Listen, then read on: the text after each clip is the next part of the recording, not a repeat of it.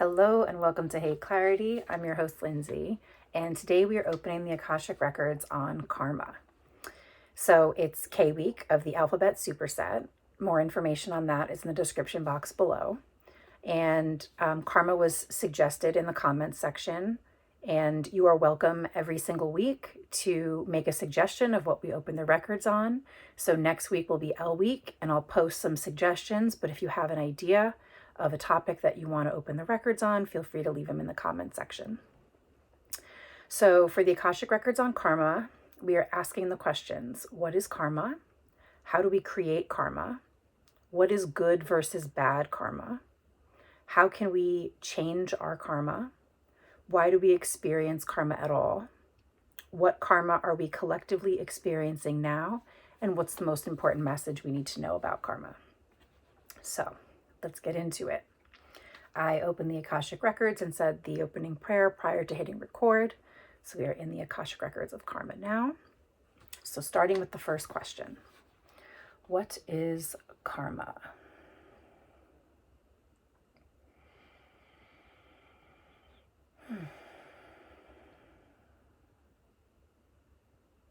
They're kind of saying loop, like a loop. And they're showing a circle with like a ball, and it's like the ball, it's like there's this ball that we hit, and it's like boop, hit it again, boop, hit it again, boop, hit it again. And there's something about that ball. They're saying there's like a repetition of an experience or a situation, the repetition of like patterns or behaviors, ideas, thoughts. Like they're just saying like something repetitive, loop. And they're like looping, like kind of going in circles around a something specific. It's like every time you hit it, and it's like recognizing the recognition of repetition of a pattern, a cycle, or a behavior. So it's a loop. And they're almost kind of saying like no karma is not a thing. Like no karmic cycles is not really, they're kind of saying it's like impossible, because we are like made up of like our patterns and our behaviors and our thoughts. We create these patterns and behaviors, experiences, thoughts, memories. And so they're kind of saying like no karma is kind of like no life, like there's no beginning, right? Like it doesn't make sense. Like everything is a beginning and everything is an end. Everything has a beginning and everything has an end. So like no, they're kind of saying no loop, no life. So what is karma? They're saying like looping repetition of an experience, a situation that is created, that we create, of like creation. Anything else? They're showing the infinity sign, and they're showing like the loop that way. Infinitum, infinity. There's something about like the infinity sign. So it's like karma is like the circle with this ball that we hit. And then it's almost like, and then they're saying like if the circle twists, it becomes like infinity. Oh, it's like stuck on a loop. Like stuck on a loop. So they're saying like karmic cycles can feel like twist. There can be like a twisting, like you can feel twisted. There's a twisting up. It's like it twists, and the infinity loop is like it can kind of like provoke like insanity. And so it's like you don't want to twist it. You want to, what is that? They're saying like make a new creation of it. Make a new creation. It's almost like you don't want to do the same thing over and over and over again, because after a while it makes you go crazy, and that circle turns into a twist and it becomes infinity, insanity. And it's better to have this kind of like, they're saying open circle, like an open loop.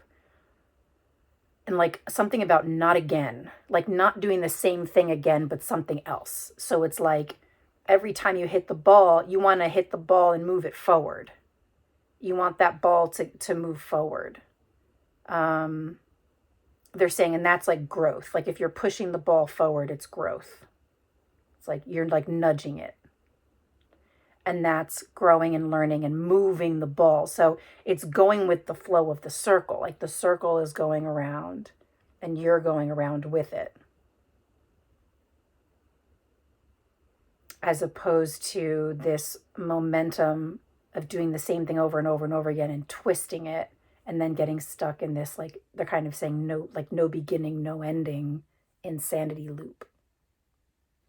Interesting. How do we create karma? How do we create karma?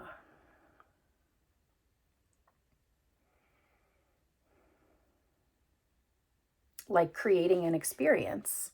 Like they're saying like what we call good and bad, but they're kind of saying it's like non-dualistic. It's like essentially like non-dualistic. Karma is really not either, but it's like we call it, good or bad.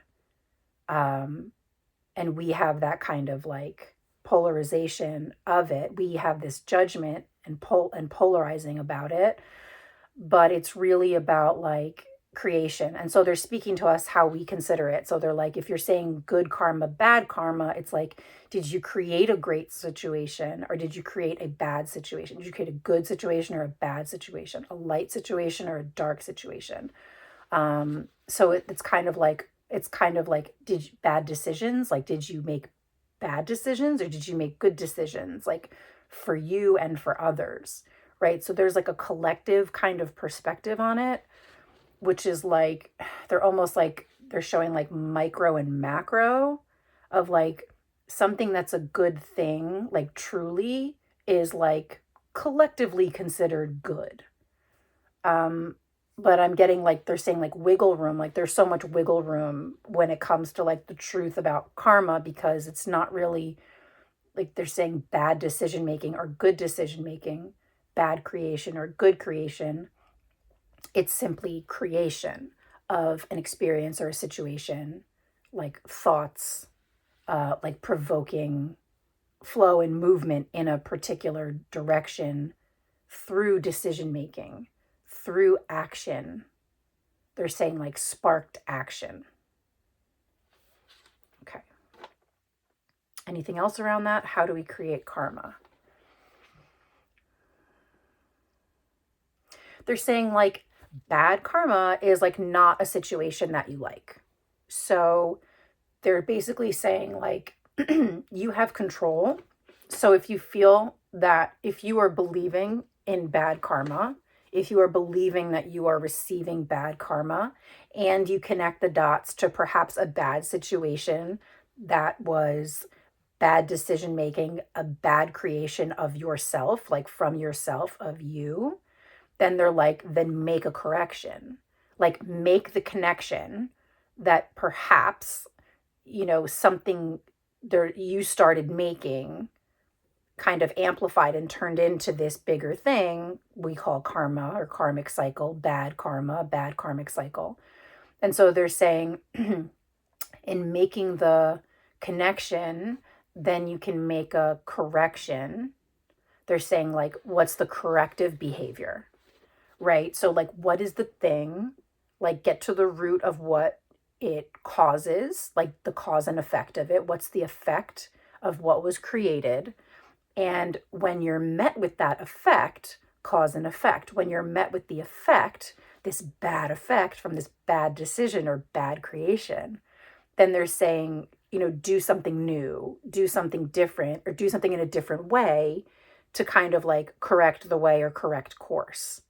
So they're like in the presentation of it, like when you're presented with it, it's an opportunity to make a connection and make a correction, and you can correct course by doing something in a different way. And then they're saying like, it's hard, but you can consider like what's the micro effect of what I'm going to correct and what's the macro effect of what I'm going to correct. So, but they're kind of like, it's impossible to really satisfy everyone, but there are some like universal ways of decision making situations that are like almost like non-dualistically like neutral, balanced, and like not good or bad. And so they're like, you can strip it down of like right or wrong, and you can find like the neutral way, and then that could be considered like the collective best way, the collective new creation, the collective neutral new cycle. And then they're showing again that circle and then the ball moving forward. So when you do that, you're like moving the ball forward. And it seems like when something goes awry, or when you're doing more of the thing, the insanity, the looping of the thing, that's when this circle twists. So it's like the new way is like kind of like straightforward and moves that ball straightforward, like around the circle. Interesting. What is good versus bad karma? And they're kind of saying non-dualistic. So they answered that question earlier. So just double checking. They're like non-dueling, like non-dual, non-dueling, non-duality, nothing. So good versus bad karma. They're basically saying it's just creation. It's just decision making as a creator, creation, cause and effect. How can we change our karma? And they're saying a new direction. So they answered that before too. How can we change our karma? A new way, a new direction, something new. Try again, try it differently. And they're saying like, even if it seems like it's like oddly, like an oddly direction, they're calling it oddly, like maybe because we're so like habitual and we have these patterns, we can't always catch them. I'm getting that like the new or different way is going to feel different. It might feel like unstable. It might feel uncomfortable. It might feel awkward and weird to you because you're used to looping and doing the other behavior pattern, like the other way of decision making. And so when we want to change our karma, it's usually a little bit of like it's growth and learning, and it can be uncomfortable, and we can have a little fear of the unknown and the mysterious of like what will become of this situation if I do it differently. They're like, you're stepping out of your comfort zone and you're searching for a new comfort zone. And that like search, like the transition from like the old habit, the old ways, the old patterns, the old decision making and creation into something new is like, it can be very uncomfortable. So that's kind of why we stay looping, and it gets twisted and almost like worse and worse because it's uncomfortable to do the new thing. So they're like, spark a new direction, spark a new way. And like the spark, like the energy and the flow of like a spark is both, they're kind of saying like it might be like unexpected, right? And a little surprising. But they're saying that it's almost like a spark and then a fuse.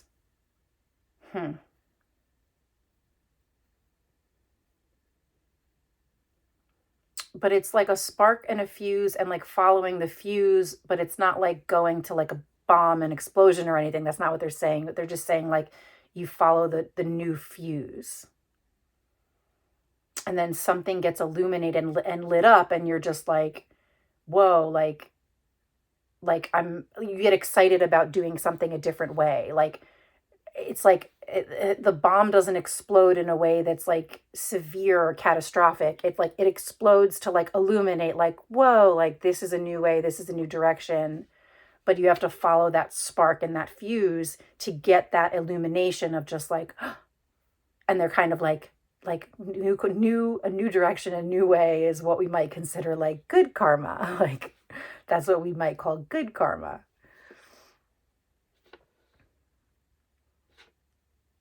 Why do we experience karma at all?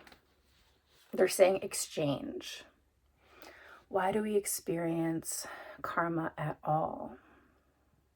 Feeding off away, feeding off away, feeding off of each other. Why do we experience? They're saying growing and learning, for growth, for experience, for experiences of growth and learning. Let's see. Why do we experience karma at all? That's it. They're saying a far growth experience, like very different experience, like it's like uncomfortable, unknown, mysteries, unexpected, new surprise. It's almost like they're like, it's like innovation, like growth experience, learning experience, innovation, invention, like moving forward, like all things move forward. Experiencing karma, because they're saying like lessons are learned. It's almost like growth is inevitable. The moving forward is inevitable, they're saying eventually, like kind of no matter what.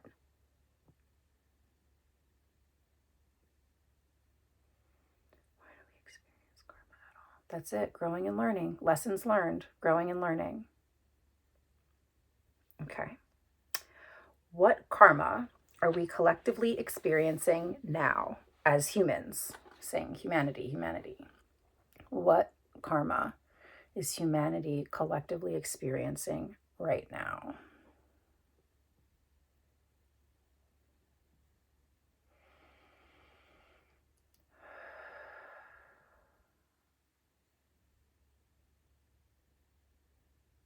They're saying wars, violence, fires, flame, anger, resentment, hate speech. They're kind of saying like echoes of the past. Like echoes of the past, like it's like they're kind of like it's gotten bigger, like it gets bigger every time it comes around until we do something different. It's like they're kind of like they're saying self-destructive, like self-destruction. We're experiencing self-destruction, and it's like they're kind of going through history and they're like World War One, World War Two, all the little fires, all the little wars, like all the violence, all the things. Every time it comes back around, it's bigger to be like, are we done yet? Are you done yet? Are you done yet? Are you going to stop this? And they're saying like mission impossible because of the ways we experience like no problem solving, like non-resolution. And they're kind of like, figure it out. Like you haven't figured it out yet. Like how to, like the cause of violence, like what's the cause of violence? Like they're saying it's deep rooted, and like you can get out of it. Like you can get out of this with the willingness to be overwhelmed with how uncomfortable it is to do something different in a different way. Getting very uncomfortable, like almost like controversial, like a universal way is controversial. And they're saying like counterintuition, like counterintuitive. They're saying like violence, like ignore, silence, like no attention. Very extremely unknown, mysterious way of being. They're saying like not pretending to be okay, not pretending that it's okay, but they're saying like fire and fires, more fires, bombs, bombs, more bombs. Like it's almost like when it stops, it's almost like we're just like taking a break until the next time things get bad, but like non-solution, like there's like no resolution, there's no real problem solving to like what's the root of violence, and like why do we get there? How do you get there? How do you get out of violence? And like they're saying like the practicality of it, like the non-emotional, the non-fear based, like the knowledge and wisdom of like a peaceful way and what that means. And I'm getting that like more peaceful is more silence, and humanity is very uncomfortable with things like silence. Like they can't stand it, like they can't stand in it, they can't sit in silence, they can't stand in silence. It's like people feel like they have to be seen, they have to be heard, they have to have a reaction to everything. And they're saying like silence in a way, and in some ways, is the very answer to violence. And they're kind of like, you take these like more peaceful, like these moments of peace, these moments of silence and mourning and grieving, but they're saying like how long can it last before you then turn around and fight back? And they're saying, what if you sat in that silence and allowed for the grieving and the mourning and all the uncomfortable feelings, the sorrow? They're saying like the guilt and the shame and all the really like heavy, hard, fearful, emotional things. They're showing like a bunch of people in mourning sitting in silence, and long term there's suddenly like a bunch of people, like a crowd of people sitting in silence peacefully, and this wave of emotions comes up, and I'm seeing like there's like people are start crying and wailing, and some of them are laughing. They're like they've purged, they've like released some of their feelings, and now they're feeling like love and joy for one another. And so they're saying like there's like a long term they're saying like speechlessness to feel all the feelings, the grieving and the mourning, because I'm getting like the answer is a key to like unlocking a peaceful life, a peaceful way of being, and a peaceful future, peaceful generations. And so they're saying it's controversial to say be silent when there's violence happening around. They're saying like, yes, like chime into action to be helpful, to be, the healers and the helpers, and to come in and save people, right? To help people when that's necessary. But they're saying not attacking back. And how uncomfortable that is, because the belief system is they're showing like someone stabbing someone in the eye, and they're saying, oh yeah, stab you in the eye for an eye thing, the eye for an eye thing. And they're saying like there's like not righteous or like no righteousness. Like the wrong is wrong, the wrong is wrong. And like I'm getting when there's like high levels of like pain and suffering, things like wars and violence. But they're saying like silence is a certain way of being that gives no power, gives no attention to the perpetrators of violence. They're ignored. And I'm getting that could even have like more of a backlash. When they're ignored, they want more attention. And they're just showing these like screaming, obnoxious little children wanting attention, wanting to be seen, and wanting to be heard. And if they're ignored, if there's silencing of them, they're saying you're taking your power back and you're giving them no power because they're not having an effect on you. That cause is not having effect. And it's that discomfort of like almost like someone like silencing, almost they're showing like someone like silencing themselves and ignoring someone as if they don't exist and they're not there. And it's very uncomfortable. They're just saying it's a certain way of being, silence among the violence. And they're saying it's a powerful way of being because by ignoring them, ignoring the violence, the people who affect violence,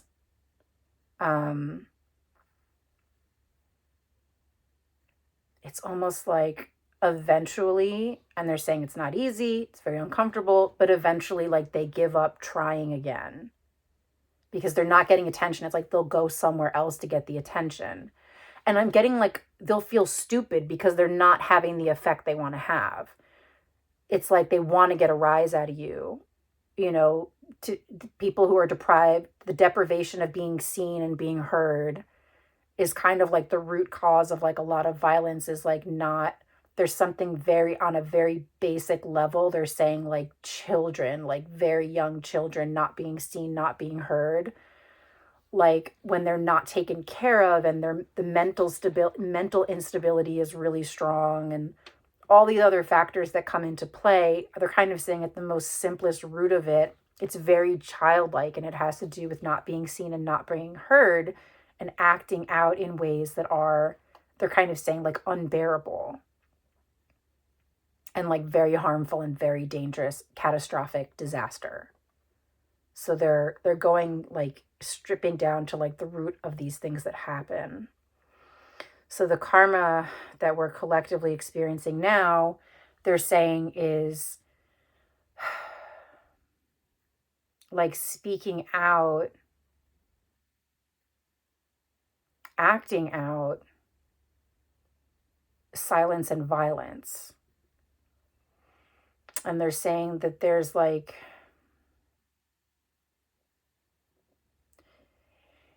if the energy behind your speaking out is violence, you are creating more violence. So in that case, they're saying don't speak. If how you're speaking is expressing help, like an offering of service and help, and they're kind of saying like standing for peace and standing to unite and be together, and like towards the end of violence, then something about throat chakra for real.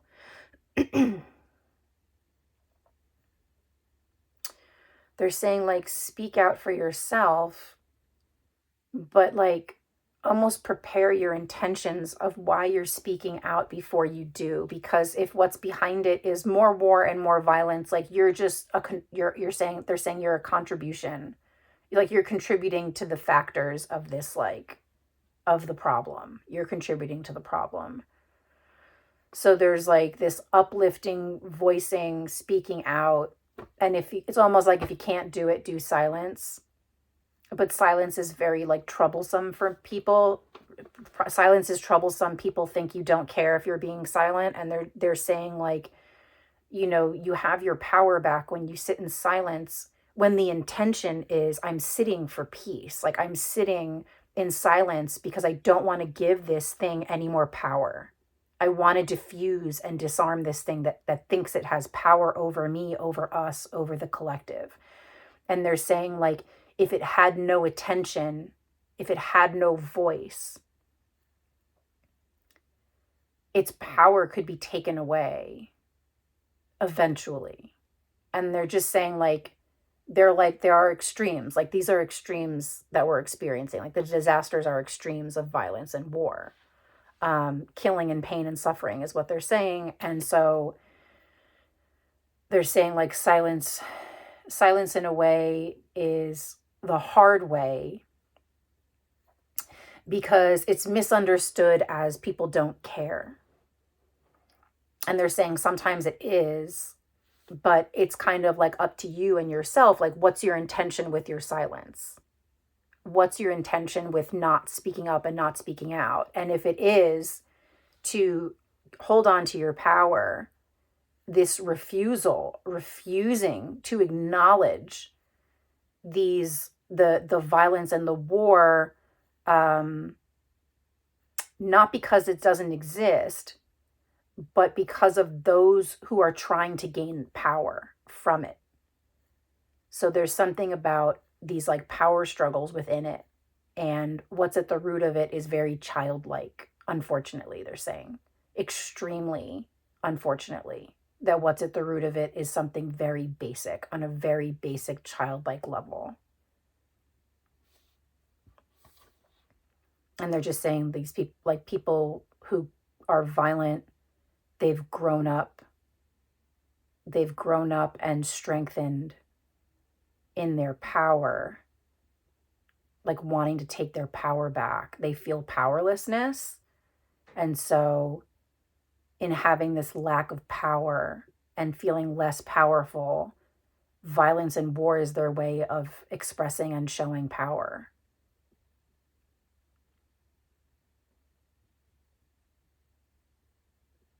What's the most important message we need to know about karma?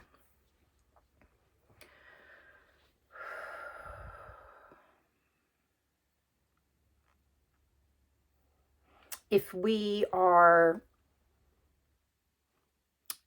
they're recognizing that we're very, very of the mind of there being good and bad karma.